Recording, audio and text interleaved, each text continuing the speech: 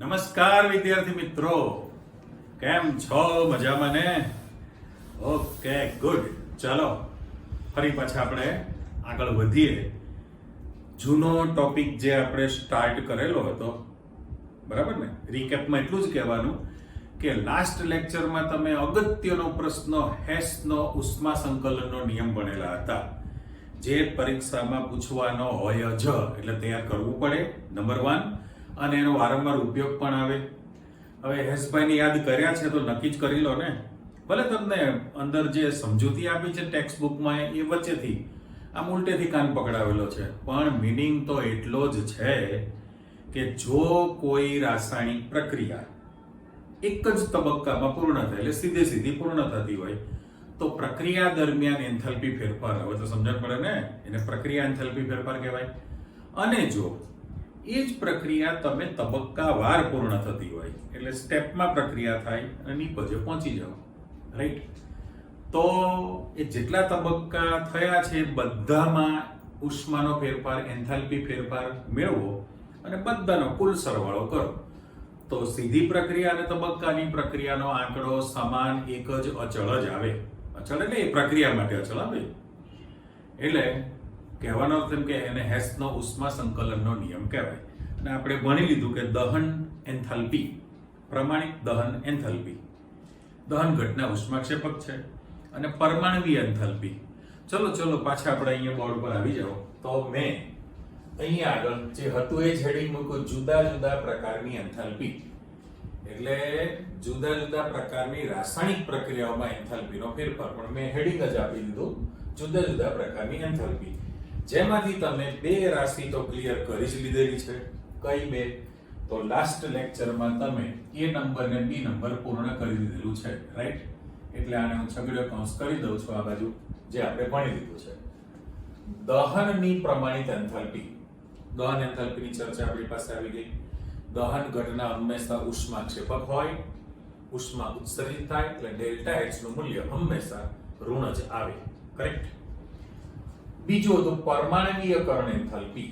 હવે અણુમાંથી પરમાણુને છૂટા પાડવાની ક્રિયા, એમાં પણ તમારે શક્તિ આપવી પડે છે, ડેલ્ટા એચ નું મૂલ્ય ઋણ જ બનશે. ઓકે, બે ક્લિયર હતું. હવે આજે તમે જે નવી શીખવાના છો એમાં સી નંબર મેં હેડિંગ આપેલું છે, બંધ એન્થાલ્પી. બંધ એન્થાલ્પી, બરાબર?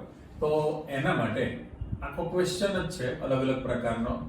મારે અહીંયા આગળ પ્રસ્તાવિકા પેટે તમને એક વિધાન આપવાનું છે, અને ત્યાર પછી તમારી પાસે બે જે પ્રકાર પાડવાના છીએ એની ચર્ચા આવે. તો સૌથી પહેલું બંધ એન્થાલ્પી. આપણે જાણીએ છીએ કે ભાઈ પ્રક્રિયકો વચ્ચે રાસાયણિક પ્રક્રિયા થઈને નિપજ બને. ઓકે, હવે પ્રક્રિયા ક્યારે થઈ કહેવાય? તો કે પ્રક્રિયકના અણુઓ વચ્ચેના રાસાયણિક બંધ તોડવા પડે, તૂટે. તો બંધની તોડફોડ પ્રક્રિયા ઉષ્મા શોષક છે, રાઈટ? તો ડેલ્ટા એચ નું મૂલ્ય તમારી પાસે કેવું આવવાનું છે? ધન, પોઝિટિવ. પણ જ્યારે અણુ બંધ તૂટે અને નિપજ બને, તેમાં નવા બંધ રચાવાના છે, તો એની અંદર ડેલ્ટા એચ નું મૂલ્ય તમારી પાસે કેવું રહેશે? ફરી બોલું છું, બંધની તોડફોડ પ્રક્રિયા ઉષ્મા શોષક છે, પ્રક્રિયક અણુઓ વચ્ચેના બંધ તૂટવાના છે, શક્તિ જોઈએ ઉષ્મા શોષક, ડેલ્ટા એચ નું મૂલ્ય ધન, અને બંધ નિર્માણ ઘટના ઉષ્માક્ષેપક છે, બરાબર? તો નવું ફોર્મેશન થાય બંધનું, ઉષ્માક્ષેપક છે, તો ડેલ્ટા એચ નું મૂલ્ય તમારી પાસે કેવું આવશે? નેગેટિવ આવે. એટલે ઇવન તમારી પાસે બંધ ઉર્જાની પણ ચર્ચા આવવાની છે અલગ અલગ પ્રકારની. તો એટલું ફાઇનલ થયું કે ભાઈ બંધ તોડવા માટે એમાં ઉષ્મા ઉર્જા જોઈશે.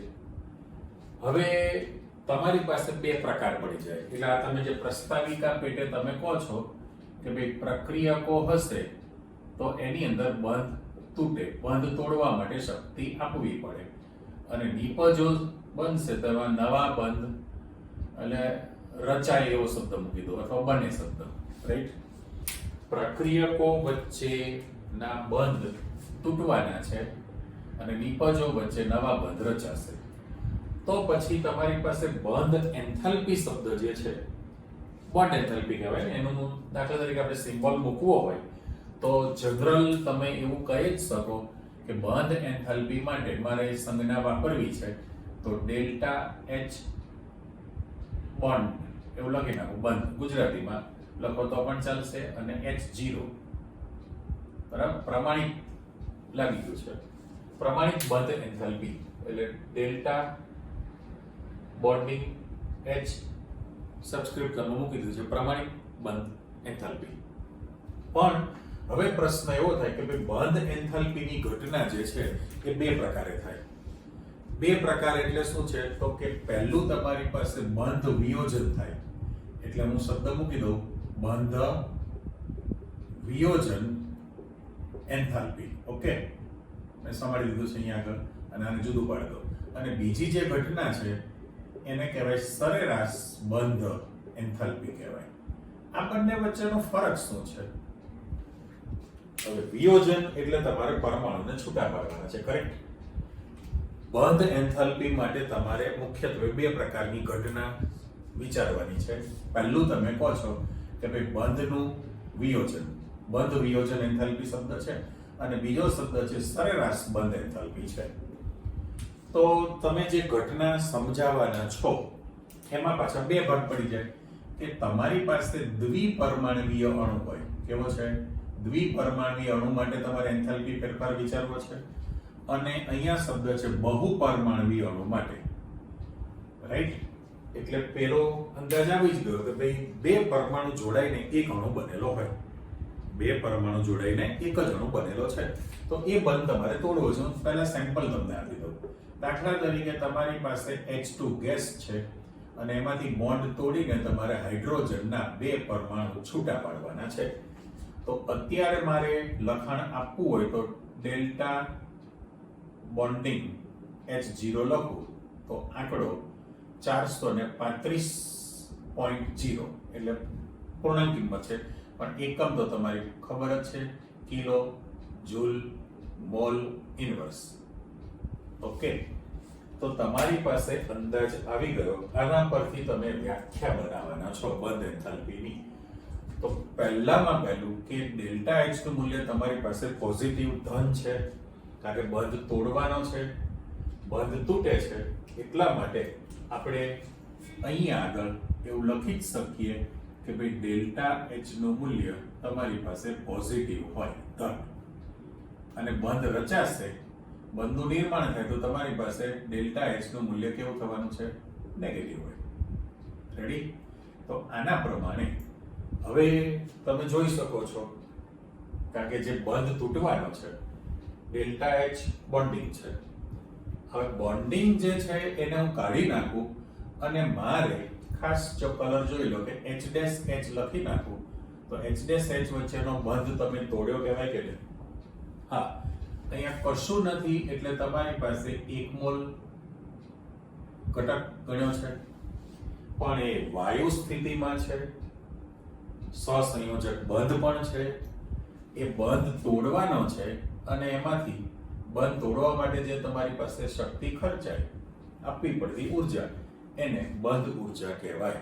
એટલે આપણે જે વ્યાખ્યા તૈયાર કરવી છે એમાં પહેલા તો બે વસ્તુ કે ભાઈ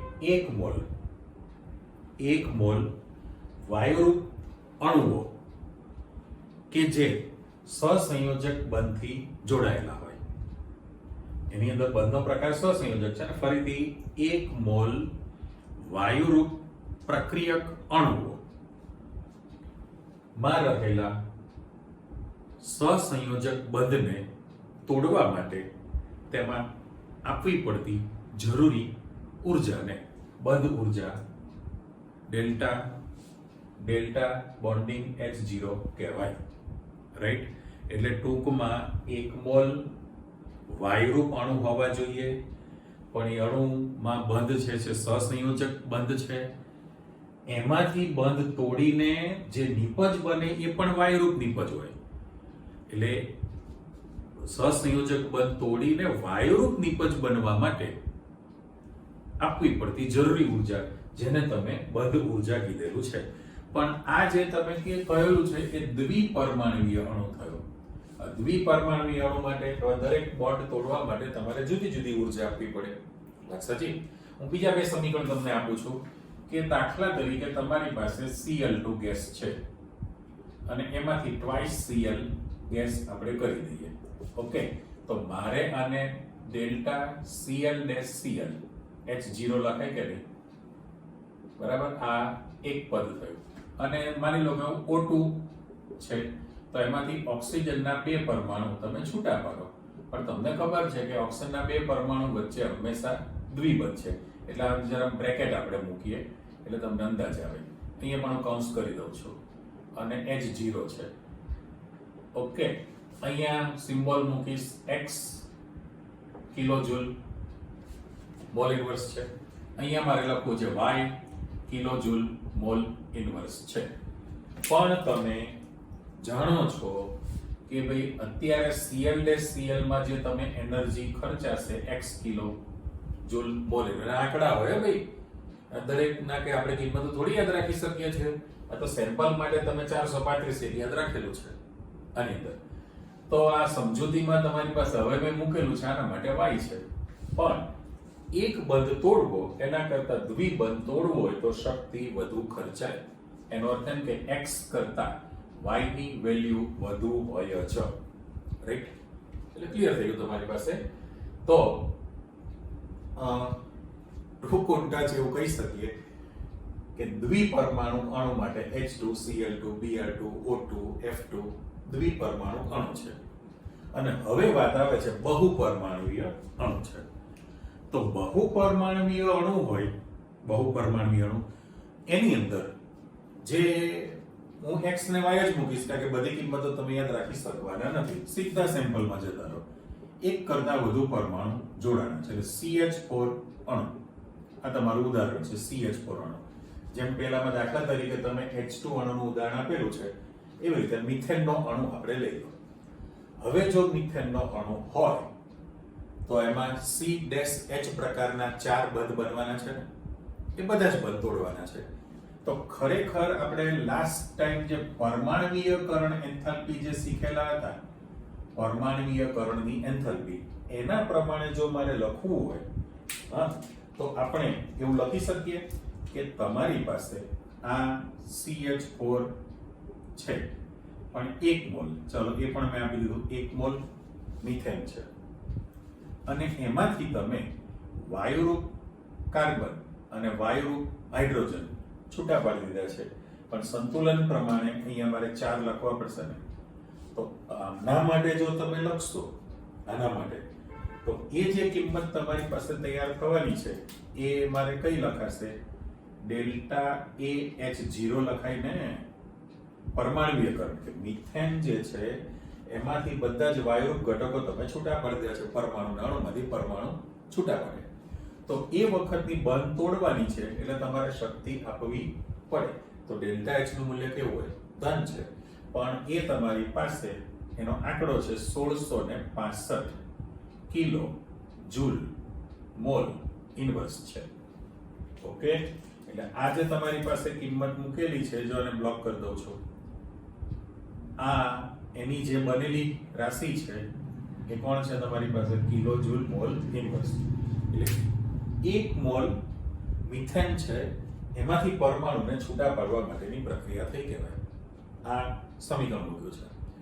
પણ હવે આપણે જાણીએ છીએ કે ભાઈ મિથેનનો જે અણુ છે, મિથેનનો અણુ, એમાં કાર્બન સાથે 4 હાઇડ્રોજન આપણે જોડી દઈએ કાર્બનિક રસાયણ પ્રમાણે. તો આની અંદર હવે જ્યારે તમે બંધ તોડશો તો C-H પ્રકારના બંધ તૂટવાના છે, તો એક સાથે ન તૂટે. તો એની અંદર તમે ક્રમશઃ વારાફરતી આ પહેલો બંધ તૂટે, ફરી પાછો બીજો બંધ તૂટશે, ત્રીજો બંધ તૂટે, ચોથો બંધ તૂટે, એ રીતે તમે આને જરા આડી લાઈનિંગ આપી દો. રાઈટ? તો આ બધા જ બંધ તમે તોડવાના છો. તો પ્રાયોગિક રીતે એવું જાણવા મળ્યું છે કે એ તબક્કાવાર પ્રક્રિયા થશે. તબક્કાવાર પ્રક્રિયા થવાની છે અને એમાં દરેક બંધ તૂટવા માટે ઉર્જા જુદી જુદી ખર્ચાય છે. ચલો આપણે એના સમીકરણ બનાવીએ. તો દાખલા તરીકે હું અહીં મૂકું છું કે ભાઈ CH4 ગેસ છે, બરાબર? એમાંથી એક બોન્ડ તૂટી જાય તો તમારી પાસે CH3 ગેસ અને વત્તા H ગેસ બનશે. અને એ વખતે આપણે અહીંયા દાખલા તરીકે લખવું હોય તો જે બંધ તૂટશે એ C' h બંધ તૂટ્યો કહેવાય ને, અને એ જે છે h0 છે પણ એને 1 નંબર આપીએ. આ તમારી પહેલી પ્રક્રિયા છે. ચલો પછી બીજી પ્રક્રિયા, તો હવે બનશે કેવું, તો કે CH3 જે ગેસ છે એમાંથી પાછો CH2 ગેસ બને અને એક હાઇડ્રોજનનો પરમાણુ ફરી પાછો છૂટો પડે. તો એના માટે મારે C' ફરી પાછો બોન્ડ તોડેલો છે, તો એને H2 નંબર આપણે આપી દીધેલો છે.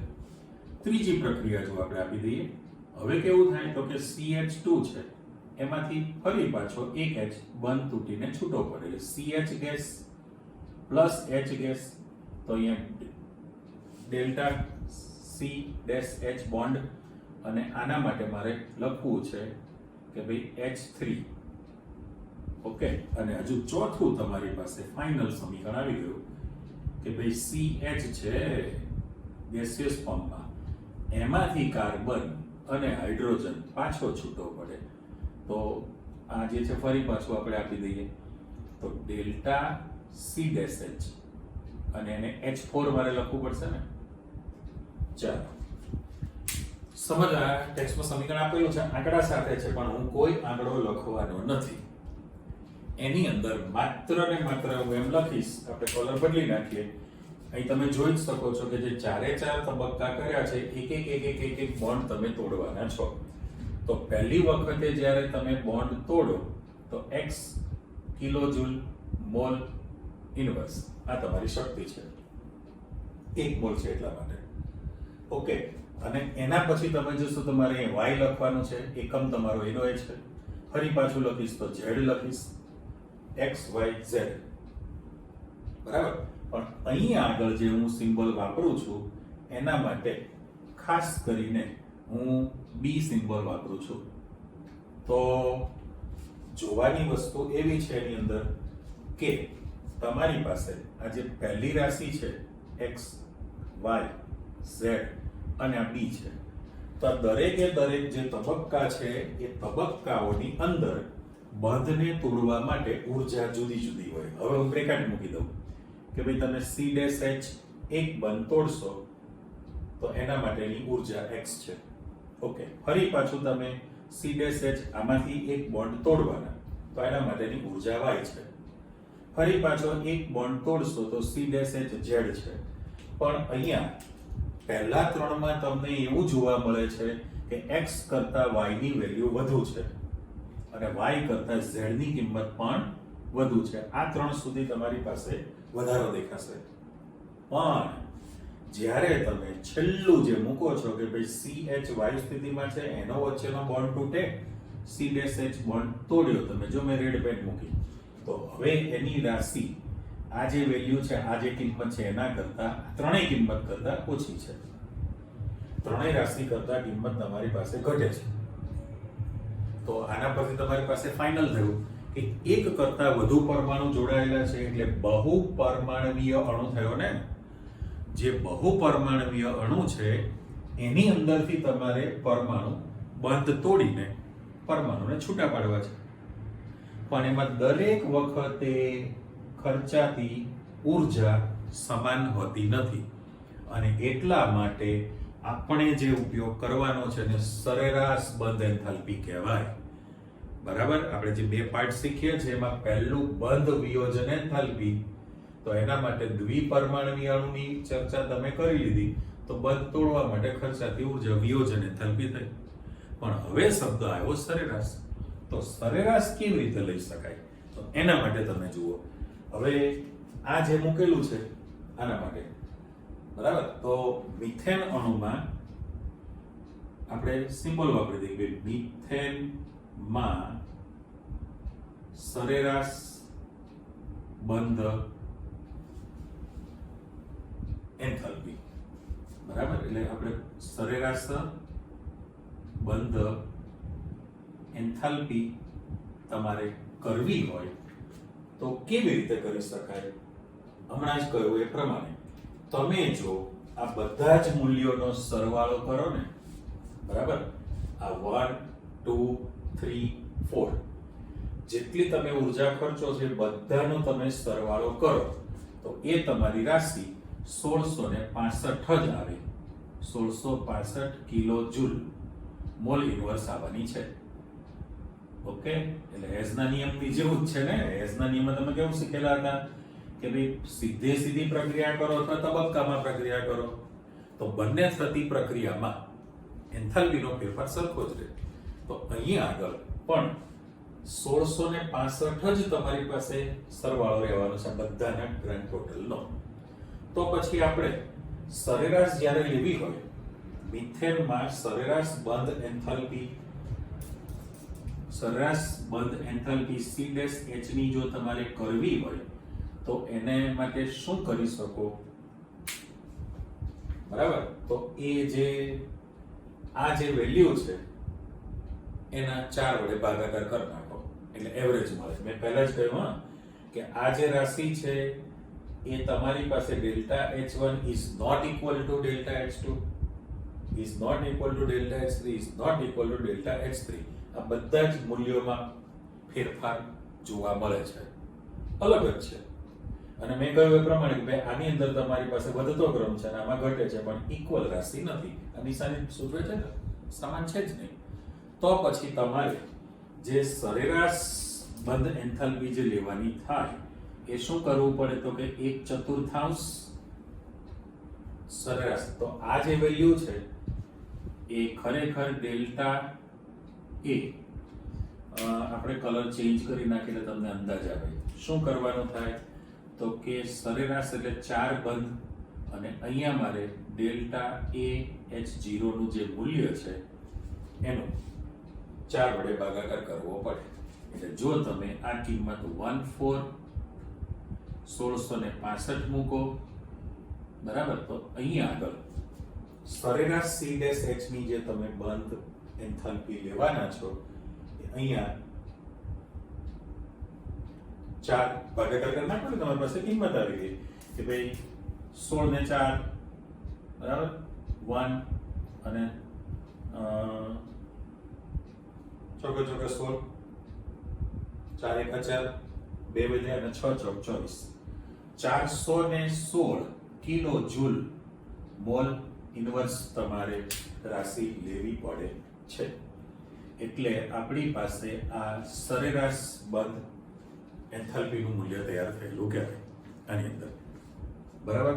એટલે આખો જે ટોપિક હતો એ ફરીથી તમે ચેક કરો કે ભાઈ બંધ એન્થાલ્પી તો 1 મોલ વાયુરૂપ અણુઓ કે જે સહસંયોજક બંધ ધરાવતું હોય એ સહસંયોજક બંધ તોડીને વાયુરૂપ નિપજ મેળવવા માટે આપવી પડતી જરૂરી ઉર્જા એને બંધ એન્થાલ્પી કીધું છે. પણ આપણે બે બાબતને ધ્યાનમાં રાખી છે. એક તો તમે બંધ વિયોજન એન્થાલ્પી લેવી પડશે અને બીજું તમે કહો છો કે ભાઈ સરેરાશ બંધ એન્થાલ્પી.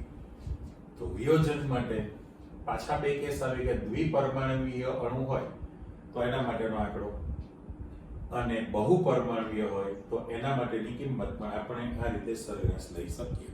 આ જે મિથેનનું ઉદાહરણ છે એટલે એમોનિયાનો અણુ હોય, એમોનિયાનો અણુ NH3 તો N-H કેટલા બંધ બને? 3.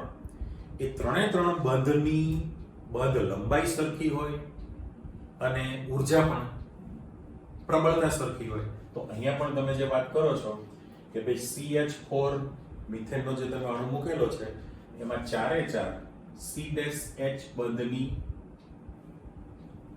પ્રબળતા સરખી હોય, બંધ લંબાઈ પણ સરખી છે આની અંદર, બરાબર, બંધ ઉર્જા સરખી હોય.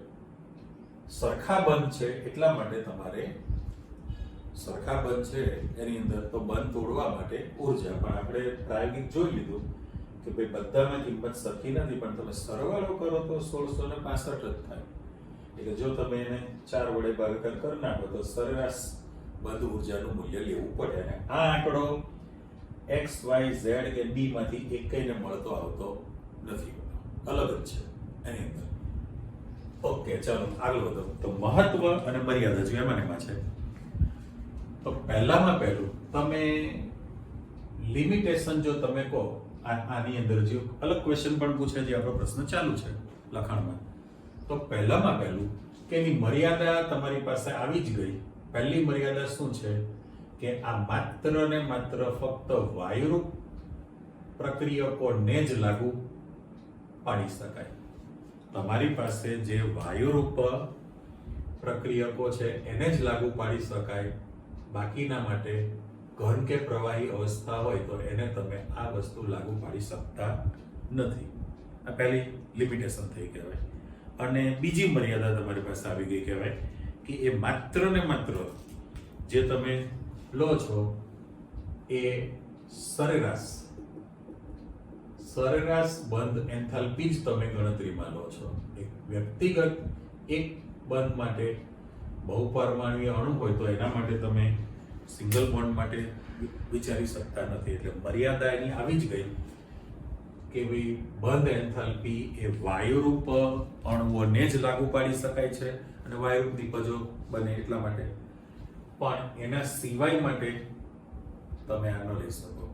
અને એનથી વિશેષ કે આ જે તમારી પાસે મળે છે સરેરાશ બંધ એન્થાલ્પીનું મૂલ્ય મળે. અને સરેરાશ છે એટલે એ એપ્રોક્સિમેટ થયું કહેવાય ને.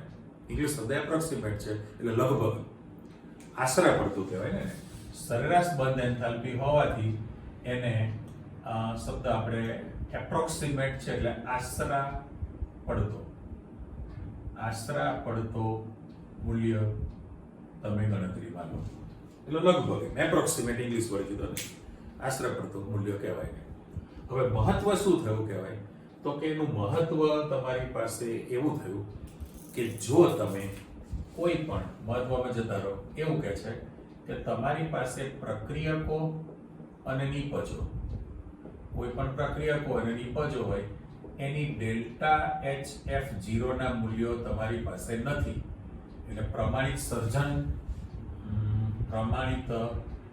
સર્જન એન્થાલ્પીનું મૂલ્ય જાણતા નથી હોતા.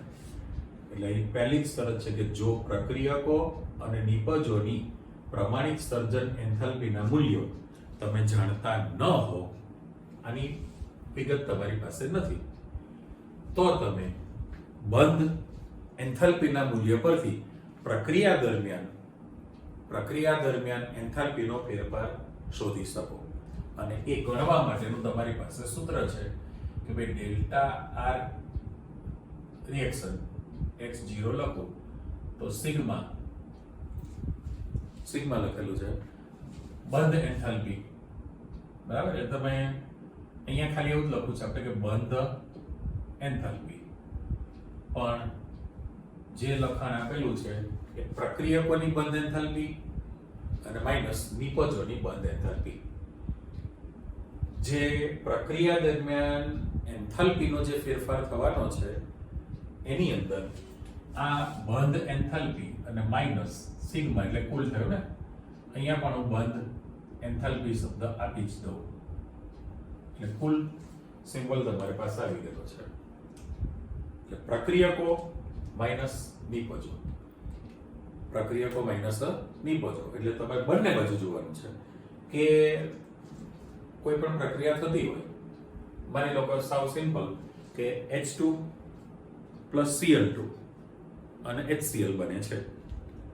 હા, આપણે એક્ઝામ્પલ મૂકીએ તો થાય કેવું આની અંદર કે માની લો કે તમે H2 પ્લસ ચલો O2 લખીએ અને એમાંથી તમે H2O બનાવવાના છો, બરાબર, લિક્વિડ ફોર્મમાં. હવે પ્રશ્ન કેવો થયો છે કે તમારી પાસે જે પ્રક્રિયક છે એ H' અને O ડબલ બોન્ડ O, અને અહીંયા તમારી પાસે HOH આ નિપજ બની. રેડી? તો પ્રશ્ન એવો થયો કે તમારી પાસે જૂનો બંધ તોડવાનો છે. તો H' પ્રકારનો બંધ તૂટે, O ડબલ બોન્ડ O પ્રકારનો બંધ તૂટશે, અને સામા પક્ષે તમારી પાસે OH અને OH નવો બંધ રચાશે. પણ આપણે એવું વિચારવાનું છે કે આ પ્રક્રિયક જેટલા છે પ્રક્રિયક એના વચ્ચેનો બંધ તોડવા માટે ખર્ચાતી ઊર્જા, પ્રક્રિયક અણુઓ વચ્ચેનો બોન્ડ તોડવા માટે ખર્ચાતી ઊર્જા એવો શબ્દ મેં આપી દીધો. ઓકે. અને તમારી પાસે નવો જે બંધ બનવાનો છે એના બદલે તમારે વિચારવાનું છે કે રચાવાને બદલે હું OH બંધ તોડી નાખું તો એ નિપજમાં પણ બંધ તોડવા માટે ખર્ચાતી ઉર્જા, બરાબર, તો એમાં પણ ખર્ચાતી ઉર્જા બંધ તૂટવાની વાત છે, બ્લેક નિશાની કરેલી છે, એ બંને વચ્ચેનો તમારી પાસે જે તફાવત આવે એને આપણે પ્રક્રિયાની બંધ એન્થાલ્પી કહેવાય. એટલે હવે મારે અહીં લખી શકાશે ને કે ભાઈ ખ્યાલ આવી ગયો કે ભાઈ પ્રક્રિયક અણુઓના બંધ તોડવા માટે એમાં ખર્ચાતી ઉર્જા, વપરાતી ઉર્જા, અને બનેલી નિપજ જે છે, બનેલી નિપજ ના અણુમાં પણ બંધ તોડવા માટે ખર્ચાતી ઉર્જા, એ બે રાશિ વચ્ચેનો તફાવત છે. તો મારે અહીંયા આગળ પ્રક્રિયકો લખી શકાશે અને અહીંયા મારે લખી શકાય નિપજો. તો આ બંને વચ્ચેનો જે તફાવત મળે એ તમારી પાસે પ્રક્રિયા દરમિયાન એન્થાલ્પીનો ફેરફાર થયો કહેવાય. અને એ જે ડિફરન્સ જે મળ્યો છે, ડિફરન્સ એ કેટલો છે આ સૂત્ર પરથી તમે મેળવી શકો. એટલે દરેકની બંધ ઉર્જાના મૂલ્યો જો તમે જાણતા હો, બંધ ઉર્જા એટલે બંધ એન્થાલ્પી, તો તમે પ્રક્રિયા દરમિયાન એન્થાલ્પીનો ફેરફાર મેળવી શકો છો.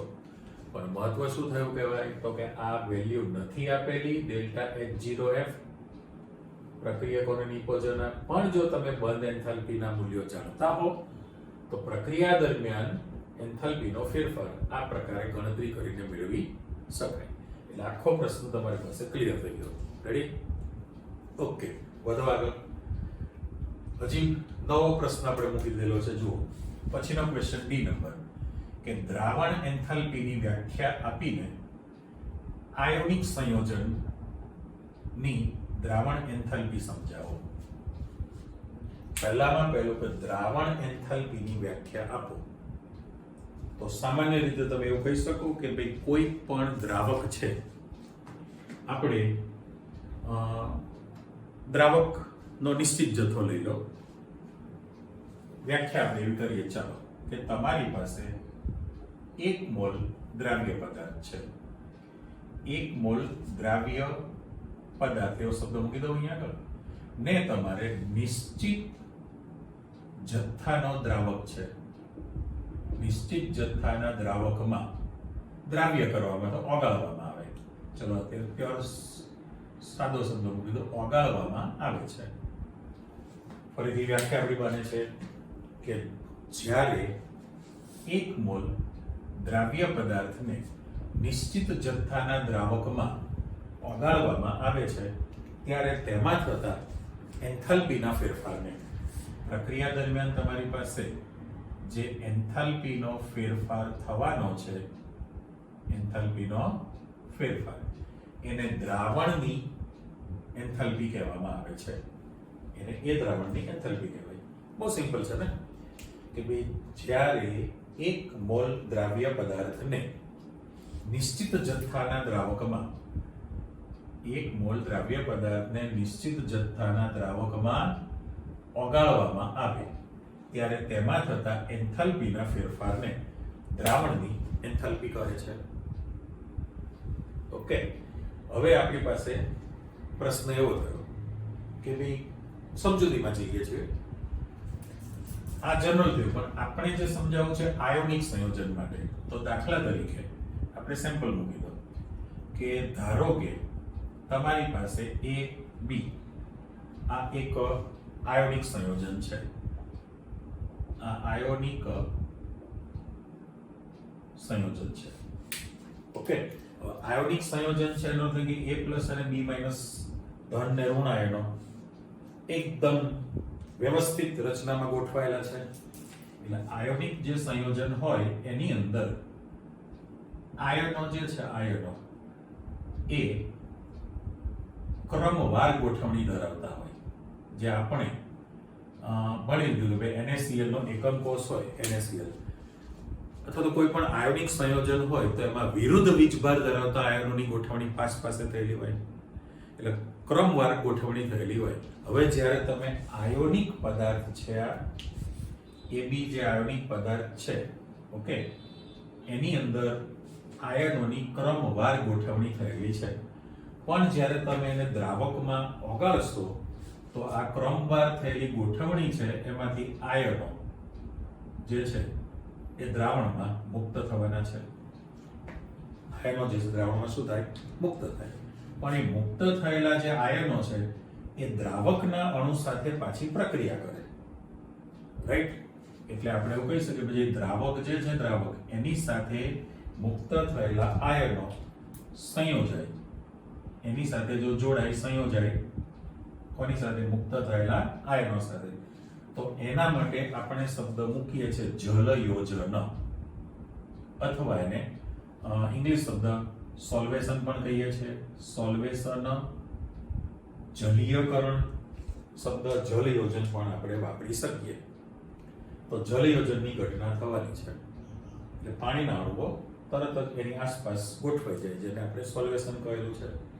બરાબર? સિમ્પલ માની લો કે તમારે મૂકવું હોય ઘટનાની અંદર, તો પહેલામાં પહેલું કે એવું સપોઝ તમે સેમ્પલ તરીકે લઈ લો, NaCl હોય અથવા A પ્લસ B માઇનસ રાખો ને, કે તમારી પાસે A પ્લસ ધન આયન છે અને B માઇનસ નો પેટી કરો ઋણ આયન છે.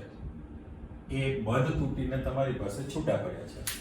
પણ પરિસ્થિતિ કેવી થવાની છે કે એની આસપાસ પાણીના અણુ ગોઠવાઈ જાય. હવે આ ધન છે એટલે આની સાથે HOH, HOH, HOH, HOH અને HOH કેટલા મૂક્યા છે મેં? તો કે 6 પાણીના અણુ ગોઠવાઈ જાય. હવે આ ધન આયન છે એટલે minus delta plus delta, minus delta plus delta, બેમાં મેં લખાણ આપ્યું છે. તો આ મુક્ત થયેલા આયનો પાણીના મીન્સ કે અત્યારે પાણીમાં આપણે દ્રાવણ બનાવીએ છીએ, દ્રાવકના અણુ પ્રત્યે આકર્ષણ ધરાવે. રાઈટ? તો એને આપણે સોલ્વેશન કહીએ છીએ અથવા તો જલયોજન, જલીયકરણ શબ્દ પણ વાપરી શકાય. જલીયકરણ શબ્દ. બરાબર? તો એ જ રીતે માની લો કે તમે B માઇનસ જે ઋણ રાખેલો છે ઋણ, તો એની આસપાસ જે પાણીના અણુ ગોઠવવાના છે, હું કલર ચેન્જ કરી નાખું, આ ઋણ છે, તો પરિસ્થિતિ કેવી થવાની કે ધન આયન એટલે પાણીના હાઇડ્રોજનના જે પરમાણુ છે એ અંદરની તરફ રહેવાના છે. રાઈટ? આ રીતે તો તમે જોઈ શકો છો કે એમાં સ્ટાર બન્યો ને, ડિઝાઇન બની ગઈ અલગ અલગ પ્રકારની. નિશાની મૂકું છું 1 2 માં. આ પ્લસ ડેલ્ટા માઇનસ ડેલ્ટા આપણે ભણી લીધું છે કે ભાઈ પ્લસ ડેલ્ટા માઇનસ ડેલ્ટા બે મિક્સ ન કરો એટલે અહીં આપી દો પ્લસ ડેલ્ટા માઇનસ ડેલ્ટા. તો અત્યારે આ ધન વિદ્યુતભારિત હાઇડ્રોજન ઋણ આયન પ્રત્યે આકર્ષણ ધરાવે. તો આ જે ઘટના બની એને જલયોજન કહેવાય અથવા સોલ્વેશન કહેવાય. એટલે એવું કહી શકાય આયોનિક સંયોજનમાંથી મુક્ત થયેલા ધન અને ઋણ આયનોની પાણીના અણુ સાથે સંયોજાવાની ક્રિયા, પાણીના અણુઓ સાથે સંયોજાવાની ક્રિયા એને આપણે સોલ્વેશન કહેવાય. એટલે પ્રશ્ન એવો હતો કે આ ઘટના થઈ તો કોઈ પણ દ્રાવ્યતા શેના પર આધાર રાખે? તો કે બે બાબત પર આધાર રાખે. જે સ્ફટિક હતો, આયોનિક સંયોજન છે ને આપણે સ્ફટિક કહીએ છીએ. તો હવે જો સમીકરણ મૂકું છું એમાં તમે ચેક કરો કે AB આયોનિક સ્ફટિક હતો, એમાંથી જ્યારે ઓગળે ત્યારે A પ્લસ ધન આયન, B માઇનસ ઋણ આયન છૂટો પડશે.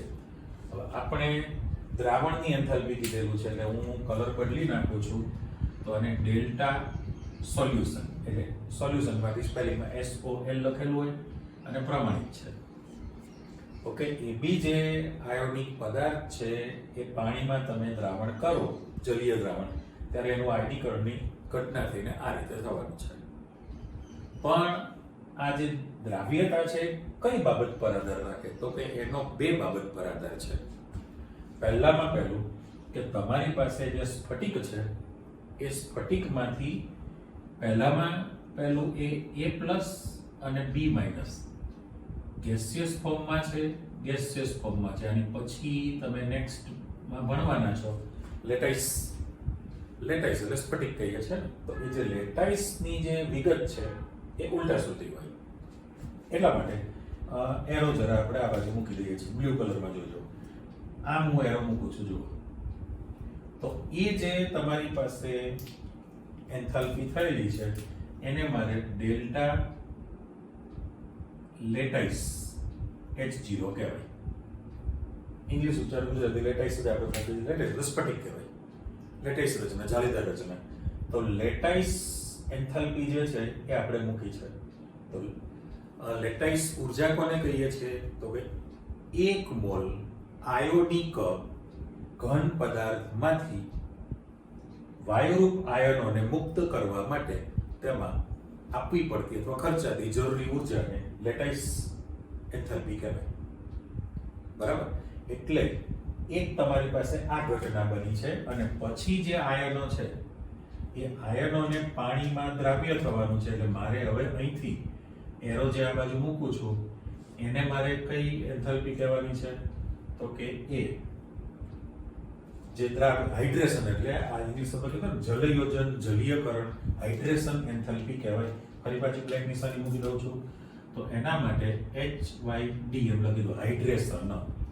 બરાબર? અને H એન્થાલ્પી તમારી પાસે આવી ગયું. તો પછી આ જે આખી ઘટના બનેલી છે, આખી ઘટના એ આ બંને એન્થાલ્પી પર આધાર રાખશે. બરાબર? આ અને આ બંનેનો સરવાળો કરો એના બરાબર તમારી પાસે દ્રાવણની એન્થાલ્પી બની શકે. એટલે તમારી પાસે એક ફોર્મ્યુલા બની ગઈ છે, ચેક કરો. મારે આવું લખી શકાશે કે ભાઈ ડેલ્ટા સોલ્યુશન, બરાબર, એટલે દ્રાવણની પ્રમાણિત એન્થાલ્પીનું મૂલ્ય શેના પર આધાર રાખશે? તો કે એ બંને ડેલ્ટા લેટાઈસ,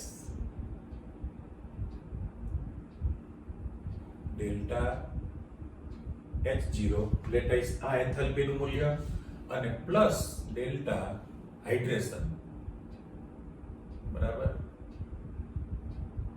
H0 આ બંનેના સરવાળા બરાબર થાય છે. એટલે આ જે મેં ફોર્મ્યુલા મૂકેલી છે, હવે તમે વિચાર કરો કે ભાઈ દરેકની દ્રાવ્યતા સરખી હોતી નથી. દ્રાવ્યતા શા માટે બદલાય? તો દ્રાવ્યતા બદલાવા માટે આ વેલ્યુ જવાબદાર છે ને, લેટાઈસ.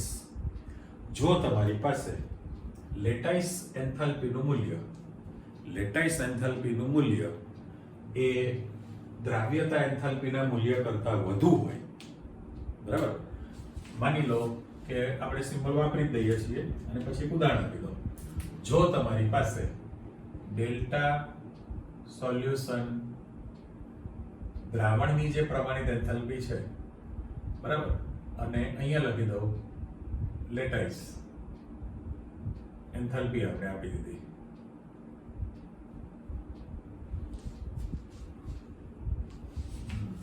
આપણે ફરી સુધારી લખી નાખીએ LATTICE,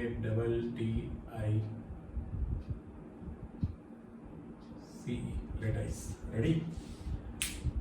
જે પદાર્થ માટે દ્રાવણની એન્થાલ્પી કરતા લેટાઈસ એન્થાલ્પીનું મૂલ્ય જો વધુ રહેતું હોય, જો આ વેલ્યુ આ પ્રકારની રહેતી હોય, તો એ જે દ્રાવણ છે એ પાણીની અંદર ઓગળી શકે નહીં. તો એ પાણીમાં અદ્રાવ્ય રહેશે અથવા એની દ્રાવ્યતા બહુ જ ઓછી રહે. પાણીમાં કેવું રહે? અદ્રાવ્ય, મીન્સ કે ઓગળે નહીં, ઓગળી શકશે નહીં. આ બંને બાબત તમે કીધી. તો એના પરથી તમારી પાસે હવે ઉદાહરણ આપવું છે.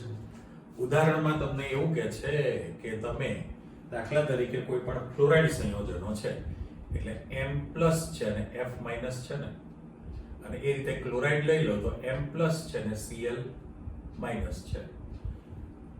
તો ફ્લોરાઇડ સંયોજનોની દ્રાવ્યતા, બરાબર, એની એન્થાલ્પી એ કોના કરતા ઓછી છે? ક્લોરાઇડ કરતા એ લોકોની ઓછી દ્રાવ્યતા રહેવાની છે. એનું કારણ એટલા માટે કે આની જે લેટાઈસ એન્થાલ્પી છે, લેટાઈસ એન્થાલ્પી એ ક્લોરાઇડ કરતા ફ્લોરાઇડની વધુ હોવાની.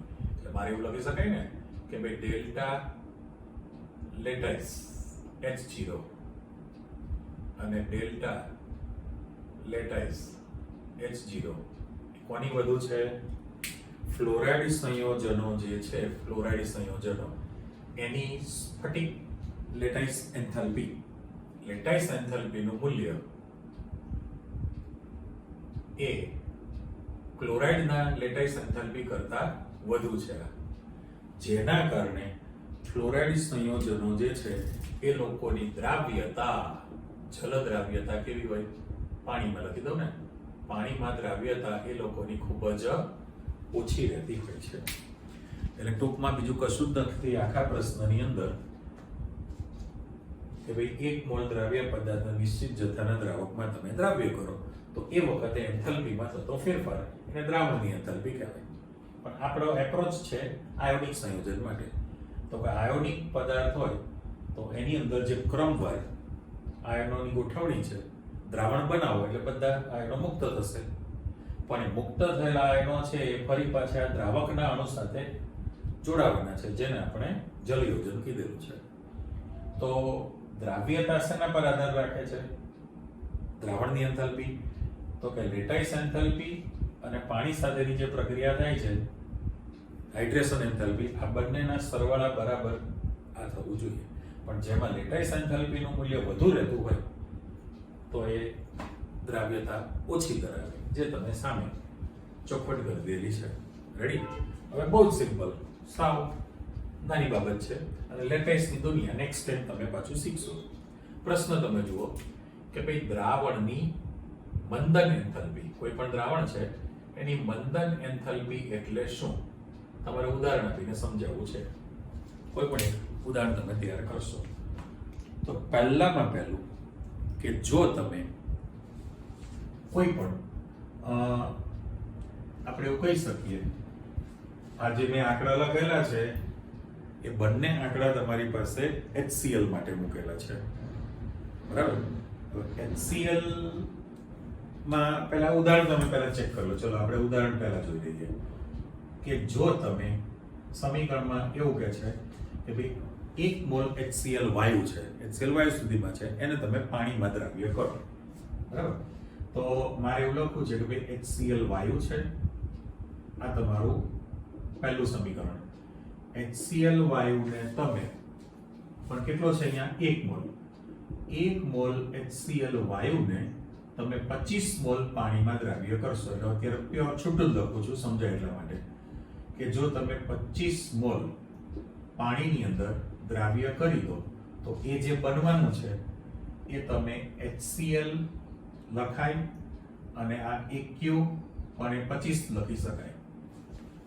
HCl 25 AQ એટલે આપણે જોઈન્ટમાં એવું લખવાનું છે HCl 25 AQ. આવું પાઠ્યપુસ્તકમાં લખેલું છે. એનો મીનિંગ મેં તમને છૂટો પાડીને સમજાવ્યો કે ભાઈ 1 મોલ HCl વાયુને 25 મોલ પાણીમાં દ્રાવ્ય કરવામાં આવે તો અત્યારે HCl 25 AQ લખેલું છે અને એ વખતે જે તમારી પાસે એન્થાલ્પી નો જે ફેરફાર છે, હવે ડાયલ્યુટ એટલે મંદન થયું એટલે DIL લખેલું હોય તો H0 મંદન એન્થાલ્પી કીધેલી છે. તો મંદન એન્થાલ્પી નું મૂલ્ય દરેકનું અલગ અલગ હોય. આપણે આના માટે કિંમત આપી દીધી છે. તો આ -72.03 કિલો જૂલ મોલ ઇન્વર્સ છે. કોના માટે? આ. એટલે હવે આ એક ચોક્કસ દ્રાવણ બની ગયું કે જેની સાંદ્રતા ફિક્સ છે, બરાબર ને? તો તમે ઉપર ધીમે ધીમે વ્યાખ્યા તરફ જશો તો શું કહી શકશો કે ભાઈ જો 1 મોલ દ્રાવ્ય પદાર્થ છે, બરાબર? 1 મોલ દ્રાવ્ય પદાર્થને તમે નિશ્ચિત દ્રાવકમાં દ્રાવ્ય કરશો. નિશ્ચિત દ્રાવકમાં જો તમે દ્રાવ્ય કરો તો એ જે દ્રાવણ બનવાનું છે એ દ્રાવણની સાંદ્રતા C1 આપણે કહીએ, નિશ્ચિત સાંદ્રતા છે. જો 1 મોલ દ્રાવ્ય પદાર્થને નિશ્ચિત દ્રાવકમાં ઓગાળી દો તો એ જે દ્રાવણ બનવાનું છે એ દ્રાવણ, ચલો આપણે દ્રાવણ જ કરી દીધું બીકરમાં, તો એની સાંદ્રતા ફિક્સ થઈ ગઈ C1. તો એ વખતે જે એન્થાલ્પીનો ફેરફાર છે એને મંદન એન્થાલ્પી એટલે કોઈ પણ એક ફિક્સ રાશિ થઈ કહેવાય. એ મંદન એન્થાલ્પી ઓગળશે અને ઓગળે છે તો માઇનસ છે, કારણ કે એ દ્રાવણમાંથી ઉર્જા મેળવશે. ઉષ્મા શોષક ઘટના છે. ઉષ્મા શોષક ઘટના હોય તો ડેલ્ટા H નું મૂલ્ય ધન હોય, ઉષ્મા ક્ષેપક હોય તો ડેલ્ટા H નું મૂલ્ય ઋણ. અહીંયા માઇનસ નિશાની છે એટલે કેવી ઘટના થઈ કહેવાય? ઉષ્મા ક્ષેપક છે. પણ હવે તમારે એની અંદર બહારથી પાણી ઉમેરવાનું છે.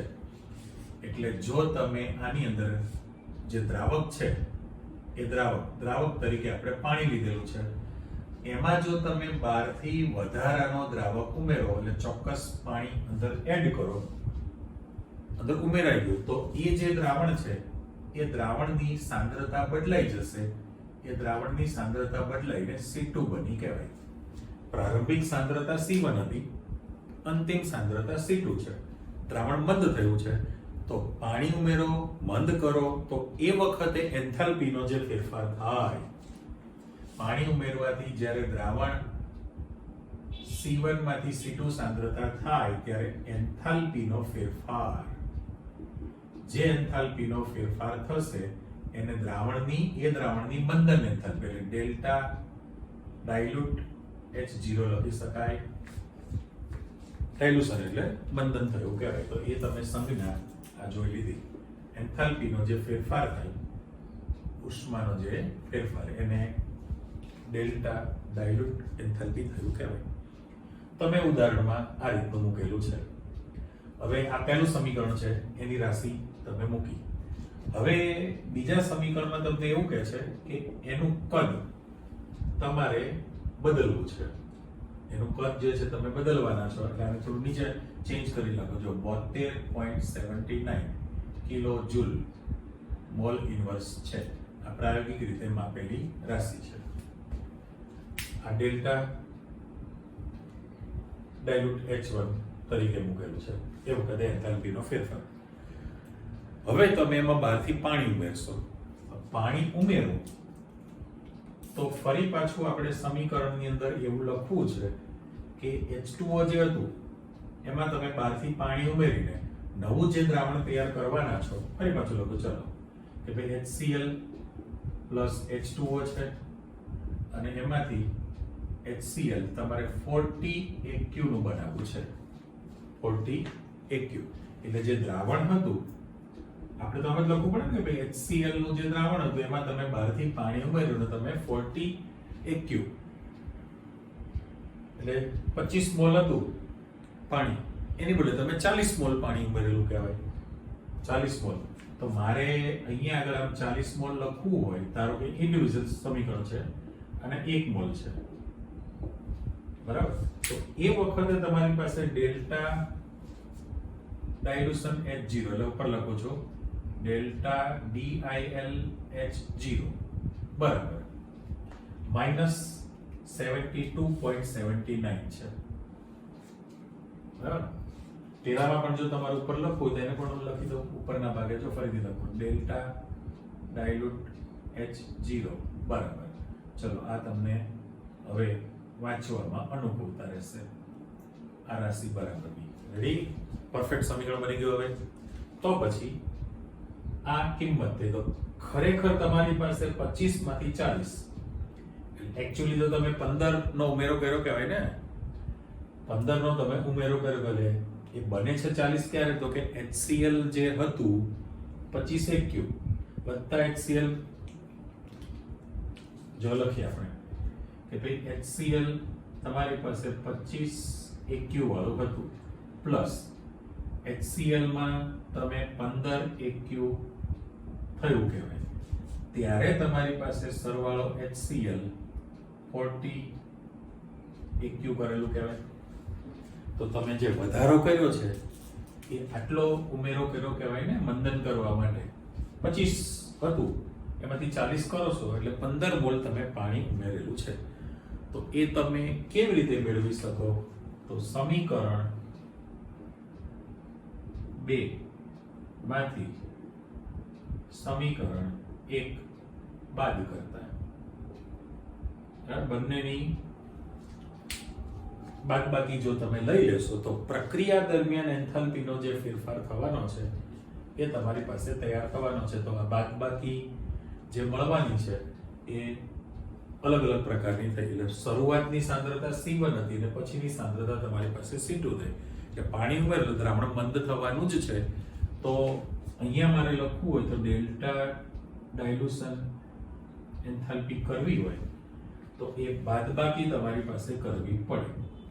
અહીંયા આગળ બાદબાકી જ્યારે તમે કરશો તો ડિફરન્સ દેખાય જ છે કે -72.79 માઇનસ 72.03 છે, એટલે માઇનસ માઇનસ પ્લસ થઈ ગયું. તમારી પાસે ડિફરન્સ કેટલાનો આવવાનો છે તો કે 0.03 નો આવશે ને, 9 માંથી જાય એટલે 6, 0.06 નો તમારી પાસે ડિફરન્સ તૈયાર થયેલો કહેવાય. તો આ જે સ્ટેપ નંબર 1 કહેવાય અથવા પ્રક્રિયા નંબર 1. સ્ટેપ નંબર 2, બે માંથી તમે એકને બાદબાકી કરશો, બે માંથી એકની બાદબાકી કરો તો જે એન્થાલ્પીનો ફેરફાર તમારી પાસે મળવાનો છે આ થયો કહેવાય. એનો અર્થ કેમ કે અત્યારે તમારી પાસે પોઝિટિવ વેલ્યુ છે ને, પોઝિટિવ એટલા માટે કે જ્યારે તમે પાણી વધારાનું નાખશો ત્યારે પર્યાવરણમાંથી મીન્સ કે વાતાવરણમાંથી આટલી ઉર્જા શોષાય. આટલી ઉર્જા શોષવાનું છે એટલે એ ઘટના તમારી પાસે ખરેખર પાછી કેવી થઈ કહેવાય, ઉષ્મા શોષક બની કહેવાય. બરાબર, ભલે તમે અત્યારે માઇનસ રાશિ મૂકેલી છે એ પ્રક્રિયા માટે, પણ આ જે ડિફરન્સ તમારી પાસે મળવાનો છે બંધન, એ રાશિ પાછી ધન તૈયાર થવાની હોય. એટલે ટૂંકમાં આનો અર્થ એવો થયો કે ભાઈ તમે 1 મોલ દ્રાવ્ય પદાર્થને નિશ્ચિત જથ્થાના પાણીમાં એ દ્રાવક તરીકે રાખેલું છે એમાં દ્રાવ્ય કરો તો એ વખતે દ્રાવણની સાંદ્રતા ચોક્કસ ફિક્સ થઈ ગઈ. હવે એ દ્રાવણમાં તમે બહારથી પાણી ઉમેરશો અને બંધ કરો ચોક્કસ, તો એ દ્રાવણની સાંદ્રતા બદલાઈને C2 થાય, સાંદ્રતા ઘટવાની છે. તો એ વખતે એન્થાલ્પીનો ફેરફાર કેટલો થયો તો એને ડાયલ્યુશન એન્થાલ્પી કહેવાય. તમે એને ઉદાહરણ આપી દેલું છે કે ભાઈ HCl નું જે હતું એમાં તમે બહારથી પાણી ઉમેરશો તો જે ડિફરન્સ મળવાનો છે 25 + 15 એટલે 40 એક્યુ તૈયાર થયેલું કહેવાય. તો તમારો વધારો 15 મોલનો થયો કહેવાય. 15 મોલ પાણી જ્યારે ઉમેરશો ત્યારે એન્થાલ્પીનો ફેરફાર ડિફરન્સ કેટલો આવ્યો, આટલો એન્થાલ્પીનો ફેરફાર તમારી પાસે આવે, આટલી ઉર્જા પર્યાવરણમાંથી મેળવે. ઓકે, એટલે આજે તમે જે એન્થાલ્પીની ચર્ચા કરી એમાં બંધ એન્થાલ્પી 3 નંબર 9 શીખ્યા. પછી આખો મોટો પ્રશ્ન જ હતો તમારી પાસે. એના પછી તમારી પાસે દ્રાવણની એન્થાલ્પી હતી અને બંધન એન્થાલ્પી હતી. એટલે લેટાઇસ શબ્દનો જે આપણી પાસે ઉલ્લેખ આવી ગયેલો છે. એટલે નેક્સ્ટ લેક્ચરમાં તમે બધી જ ડિટેલ લેટાઇસ એન્થાલ્પી, લેટાઇસ સ્ફટિક, બોર્ન હેબર ચક્રની બધી ચર્ચા આવશે. પણ આટલું તૈયાર કરી રાખો એટલે નવું સમજવામાં અનુકૂળતા રહેશે. ઓકે, આવજો, બાય.